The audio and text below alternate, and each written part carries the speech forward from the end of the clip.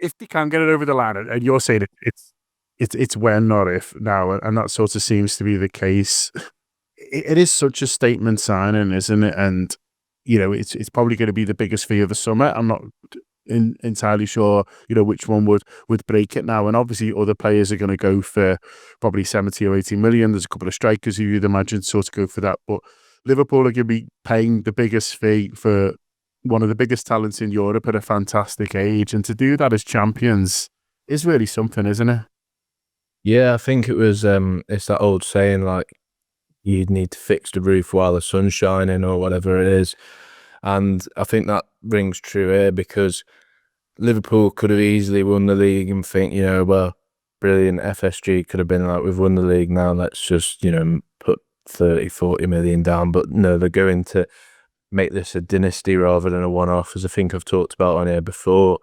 But Florian Wirtz is like the statement signing of the summer across the world for me, just because if you look at his age profile, his stats so far, he's in that same bracket as the very best young players in world football. He's going to be one of the sort of poster boys of the next generation, if you like.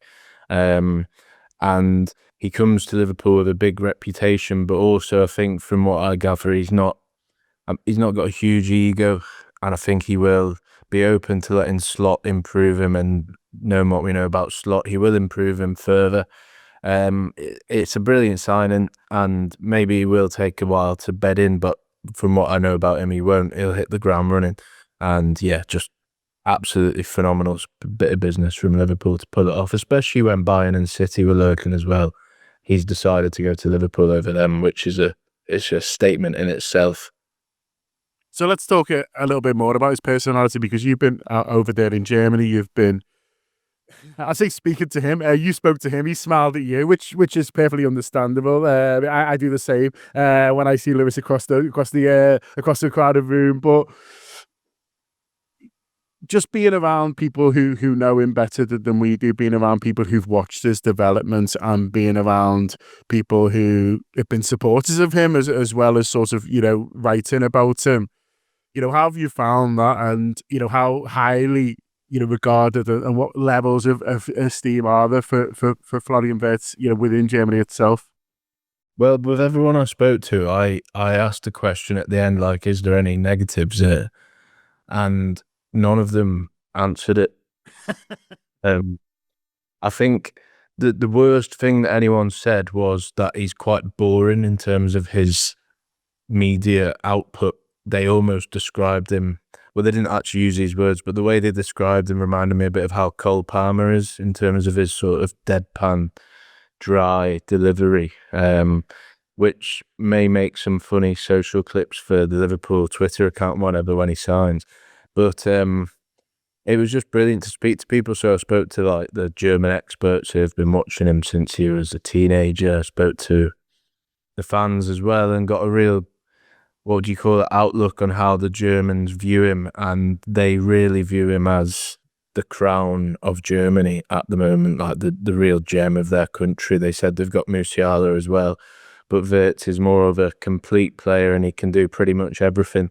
So I think the non-Bayern fans are really buzzing for him to go to Liverpool, because he's taken a step out of his comfort zone, and they all think it's going to make him even better. So I watched him up close and personal. He's very good, but I think there's more levels for him to go to.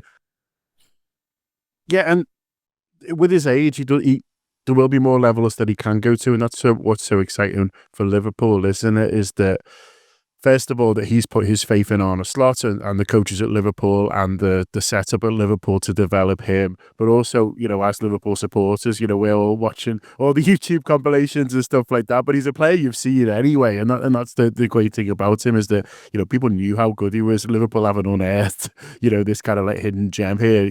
We all knew from particularly the season before last, and the title-winning unbeaten Leverkusen team, I know how integral he was as part of that, and the crazy numbers he was posting. But the fact is, we can watch his YouTubes and look at his goals, but there should actually be more to come from him, which is frightening for other teams in the Premier League, but so exciting for Liverpool. it is frightening for the rivals, I think, because they're going to look at the fact that Liverpool have won the league and completely blitzed the league really in terms of the competition, and now they're only going to get better.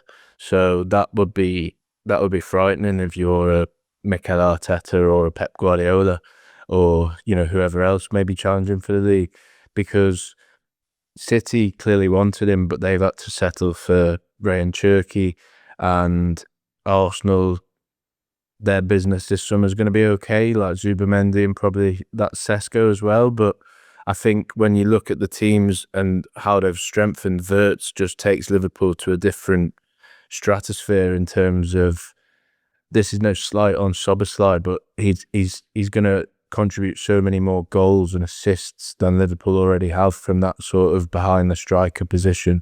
And he can also play on the left, or he can play on both wings really, and as a striker as well if he needs to. So he's just going to give Liverpool a different dynamic. Obviously they've lost Trent Alexander-Arnold's creativity, but I think you get more from Wirtz and you get more goals as well. It's just an all-round brilliant, complete player that's just going to take them to the next level.